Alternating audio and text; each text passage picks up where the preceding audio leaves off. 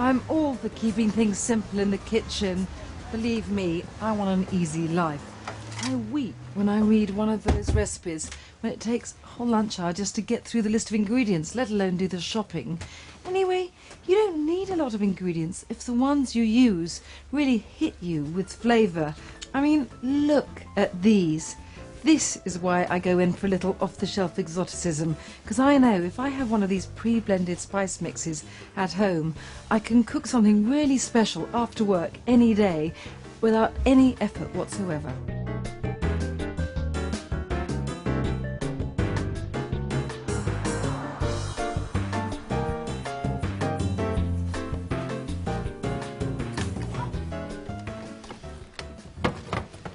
A dinner of za'atar chicken with fattoush salad, followed by grilled blistered figs with mascarpone and pistachios, is the easiest way I know of producing that laid-back summer feeling regardless of the season. And it's very low effort. Ordinary chicken portions, which I like quite small, dribbled with olive oil, ordinary olive oil, not extra virgin. The transformational agent is this Middle Eastern spice blend. It's called za'atar. It comprises thyme, sesame seeds and ground sumac, which is itself a blood red berry with a really sharp astringent tang, and it helps counter that mellow woodsiness of the other spices. A thick coating.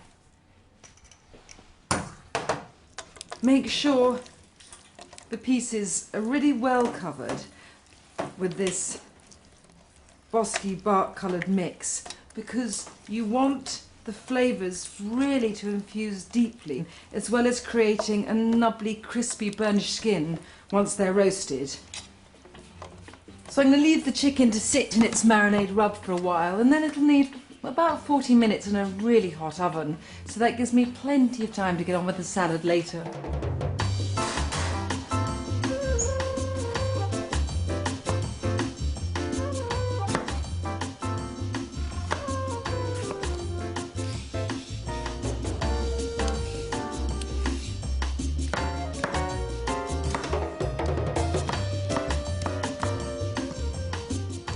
All cultures have ways of using up stale bread. Fattoush is a Middle Eastern salad which has wonderful shards of pita bread in it. This one comes via Syria. Snip the pita lengthways so you can open up each bread and then split them so that you have 4 very thin pita ovals. I like a bit of scissor work too, makes me feel efficient. The chicken's really nearly out of the oven now, so it's wonderful and hot.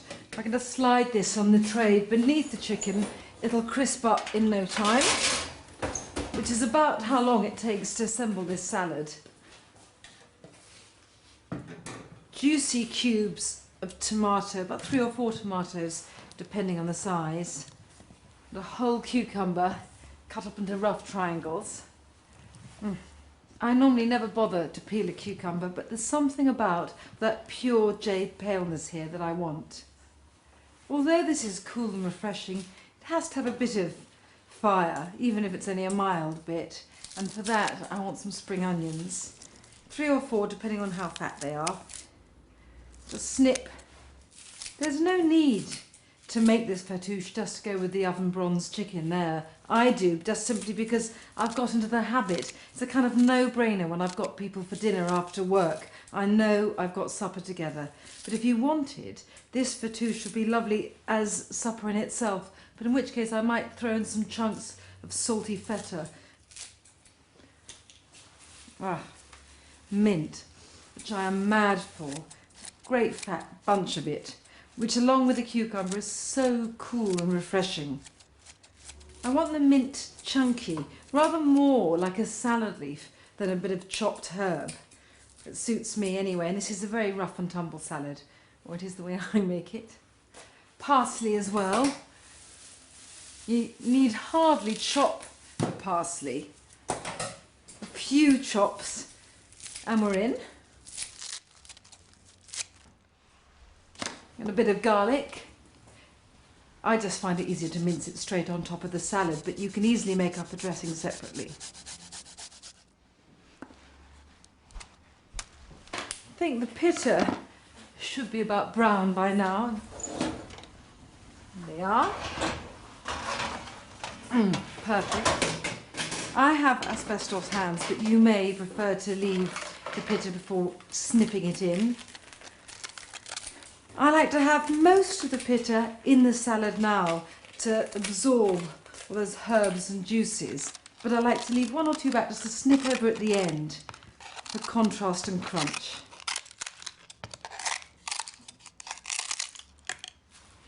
Let's toss everything together. I love the clatter of the pitta against the cucumber and tomatoes. The dressing I add straight into the bowl, and by dressing I mean the juice of a nice fat lemon. I want a lot of sourness here, and that's what helps make it so refreshing.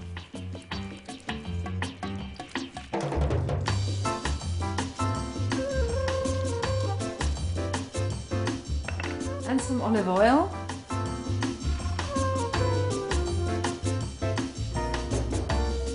And, as ever, a good crunchy smattering of salt.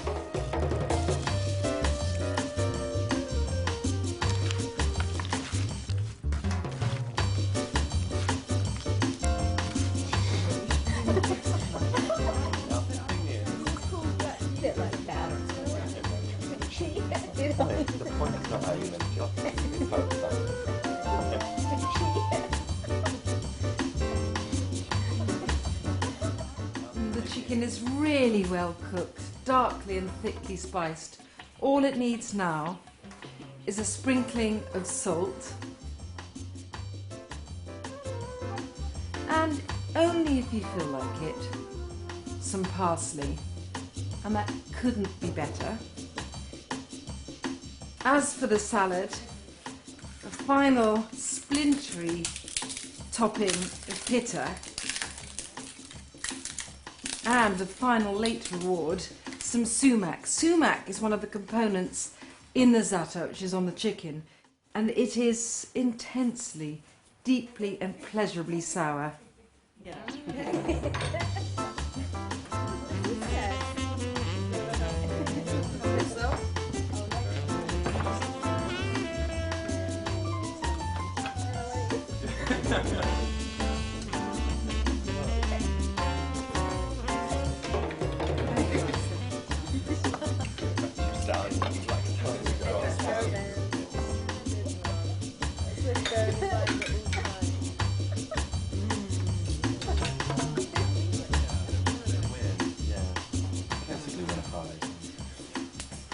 My idea of heaven when I'm on holiday is to have breakfast from figs just picked from the tree. But figs here never have that honeyed sweetness. You have to give them a bit of help.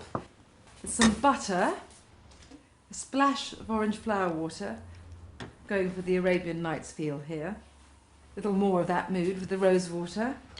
Some ground cinnamon, not so much that it overwhelms the figs, but just to enhance their mellow spiciness. And some vanilla sugar. The smell of this is instant good mood for me. And heat this gently. Cut the figs crossways right down, though not quite to the bottom, so that they open like little flowers or little birds with their beaks open and squawking, waiting for worms from their mummy. So when the butter and spices have melted, it's going to slosh them into the gaping figs, blitz them in the oven, and then they will be ready to be dolloped with mascarpone and sprinkled with green pistachios. Perfect ending to an Indian summer supper.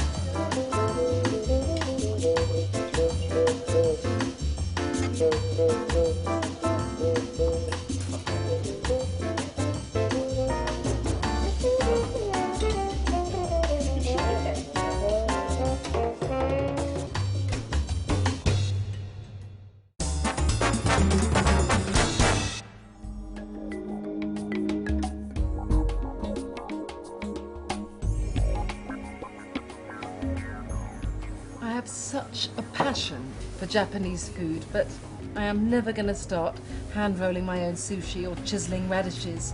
But the thing is, Japanese home cooking is an entirely different affair. Noodles are always an undaunting delight. I just want to lift that bowl to my face and slurp. And I do.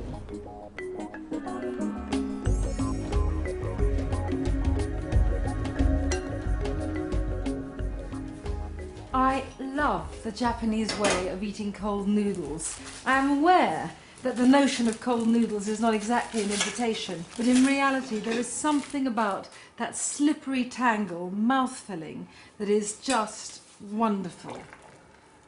Those are soba noodles, which are largely buckwheat, which gives a lovely thick nuttiness to the pasta. I want some sesame seeds toasted while I'm about it. Just means scattering them in this pan and letting their flavour come to the fore as they get golden and slightly scorched.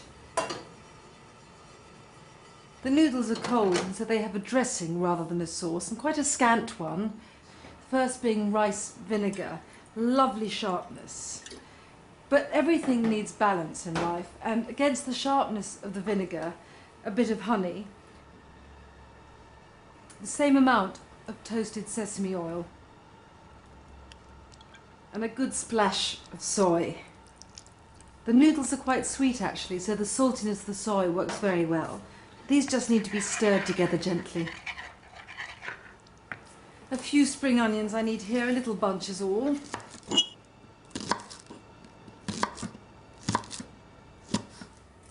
Give a shake to my sesame seeds. And the seeds look just about done now, lightly scorched and toasted.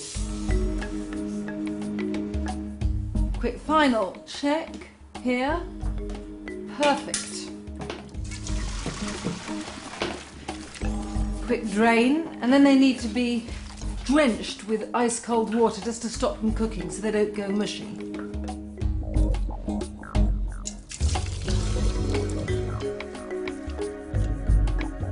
Tip the noodles, look at these beautiful pale brown strands, into the dressing you've made. Scatter the spring onions over them and of course the lovely toasted sesame seeds. Just toss everything together. It really is easier to use your hands. Also it feels lovely. In an ideal world you should leave the noodles to stand for about half an hour so that the flavours mellow and mingle, but it isn't absolutely necessary, and to be honest not always entirely possible.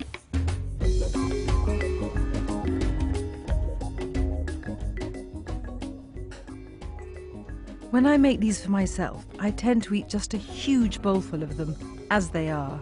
But if I've got some friends coming round, I love to make some seared tuna and gingery broccoli to go with. To make this old favourite of mine, tuna tataki, take a log of ludicrously ruby tuna, paint it with oil and mustard, and roll it in coarsely ground peppercorns to form a smokily hot crust.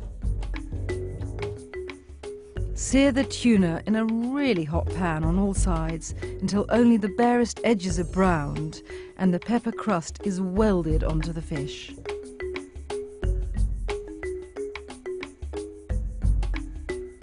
Cut into the finest slices you can and sprinkle with spring onions and twiggy strips of cucumber. To make my gingery broccoli, boil the tender leggy stems for the briefest of moments before plunging them into a bowl of ice water to stop them cooking any further and to keep their vivid green colour. I give this a faintly Japanese flavoured dressing of grated ginger, soy sauce, sesame seeds and a few drops of toasted sesame seed oil.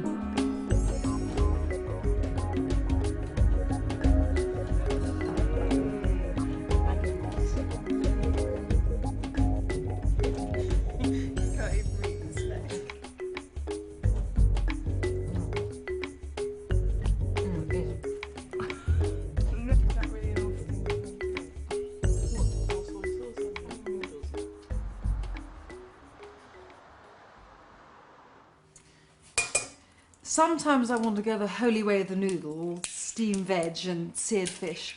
At other times, only chocolate will do. And in this mood, I have to have my chocolate pavlova.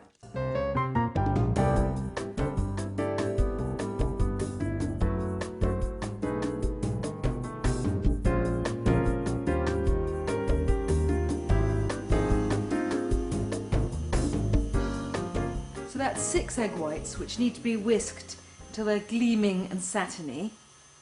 Now this is the stage, and I want to start adding the sugar. Can you see these beautiful white, smooth, satiny peaks?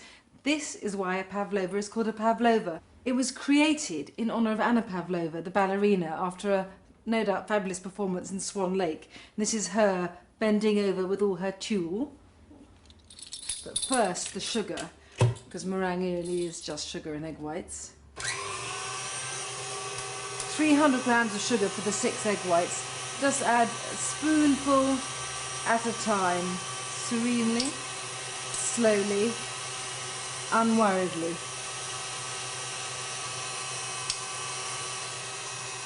The last bit in 1. I am not much of a scientist. In fact, my school report said that I managed rather well considering I had absolutely no flair for the subject. But I do know that if you add vinegar to a meringue base when you're making a pav, it ensures that the inside stays gooey and marshmallowy while the outside crisps up. And this is what we want. And this is where Anna Pavlova's gleaming white swan gets turned into the mucky duck version of the pav. Cocoa, beautiful brown dust, 3 spoonfuls. Sieve it, because otherwise you will get horrible grainy lumps. Wonderful Aztec hillside I'm making here. I made the chocolate pav simply because I am so addicted both to making and eating pavlova. I just thought one day I wanted to do something a bit different. And as Mae West said, too much of a good thing can be wonderful. So I added some chocolate, and it's this bit that makes a difference. So get the best dark chocolate you can, half a bar, about 50 grams, and chop it into wonderful dark splinters. And the point about this is that these little chocolate bits will stay molten like nuggets of melting chocolate in the meringue. Add these to the cocoa dusted meringue and serenely and confidently fold in the cocoa, vinegar and chocolate. Just keep turning the spoon round and down until everything is gently combined. And now I'm ready to mound the meringue onto the tin. I find that if you dollop teeny bits of meringue onto the tin, it keeps the paper from moving about when you're actually building up the pav base.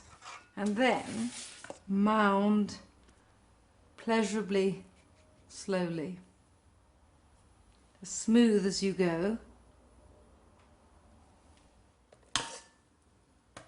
The trick with the pavlova, along with the vinegar, is that when you put it in the oven, you put it in at a much hotter temperature than you normally would with a meringue, 180, which is gas mark 4.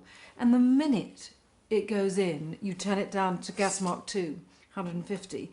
And this means that the outside sears to a sudden crisp, but the inside cooks slowly and gently, so you have that brown, melting, gooey marshmallow interior.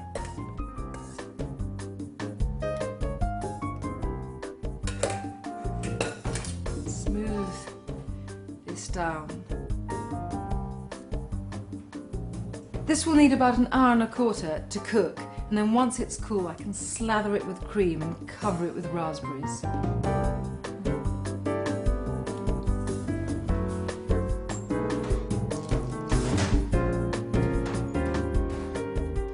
I have a line I always say, and when I say it I believe it, which is that unlike most women I don't have a particular thing about chocolate. But I ask you, is this the cupboard of someone who doesn't have a thing about chocolate? I have an excuse for the dark and white chocolate buttons because I do use them all the time in cooking. Otherwise, I don't know what my excuse is. I do tend to buy things whenever I go on holiday. This is like a really big one, a kilo, like a gold ingot of dark chocolate. I somehow feel better for having this in the house. The other strange thing is that when I write chocolate recipes, I always find myself saying, you know, best quality chocolate. But, you know, when you're just eating straight in the raw, you know, minimum 70% cocoa solids is not what you want. I want something like nutrageous. milk chocolate, peanuts, caramel, Reese's peanut butter. It's good for children too. I mean, this is my bribery and corruption drawer. But there's something rather more important. You know those days when you can't be bothered to cook a pudding, or frankly can't be bothered to cook anything? My dinner of choice, frozen mini chocolates.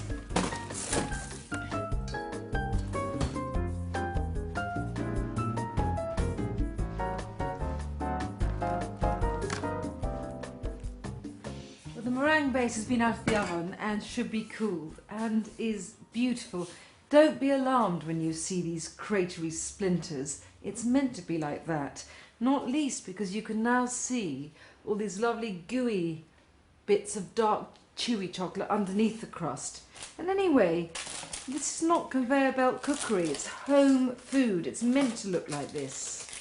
On top of the dusty cocoa layer, a fat, gleaming wodge of double cream. I wouldn't worry about doing this too neatly, just sort of splosh it on.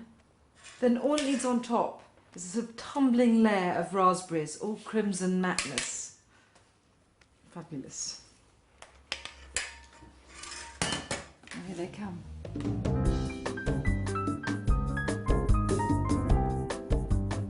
And finally, a bit of dark chocolate, just roughly shaved over. I have a weakness for all pabs, but especially this darkly glowing beauty. This is very easy to make and very easy to eat. There is one difficult piece in between, and that's actually cutting it, but greed finds a way.